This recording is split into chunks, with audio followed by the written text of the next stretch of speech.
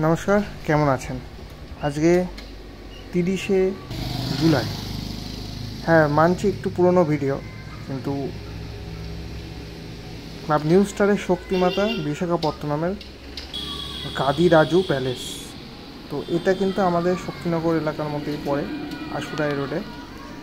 New star কিন্তু বেশ কয়েক বছর ধরে কিন্তু ভালো সাড়া ফেলেছে। গত বছর তাদের যে আলোকসজ্জাটা হয়েছিল সেটা কিন্তু খুব সুন্দর, যে আদিযোগীর যে আলোকসজ্জার যে ব্যাপারটা হয়েছিল। তো এবার কিন্তু গাদিরাজু প্যালেস হচ্ছে এবং তার কিন্তু প্যান্ডেল তৈরি হয়ে গেছে, এখানে প্রায় অনেকটা এগিয়ে গেছে। তো এই ভিডিওটা কিন্তু সেই সূত্রেই করা। বেশ কয়েকদিন ধরে ছাড়বো ভাবছি, কিন্তু টাইম পাচ্ছিলাম না, যার কারণে আজকে কিন্তু আপলোড করতে বাধ্য হলাম। দেখুন, আর তো বেশি দিন নেই, তখন ভিডিওটাও অনেক পুরনো হয়ে যাবে, যার কারণে আরও আজকে আপলোড করলাম। যাই হোক, প্যান্ডেল কিন্তু প্রায় হয়ে গেছে। আর এখানে কিন্তু এরকম একটা বারোয়ারিও দেখতে পাচ্ছি, যেটা কিন্তু স্থায়ী বারোয়ারি একটা, এতদিন বারোয়ারি ছিল না।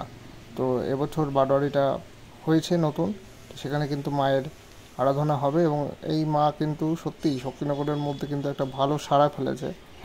আমাদের পাঁচমাথা মোড়েও নয়কালী পুজো হয়, কিন্তু তাছাড়াও কিন্তু শক্তিনগরে বেশ কয়েকটি ভালো পুজো আছে, যার মধ্যে কিন্তু এই যে নিউজটা কিন্তু ভালো প্রভাব ফেলেছে। এবং এই হলো প্যান্ডেল।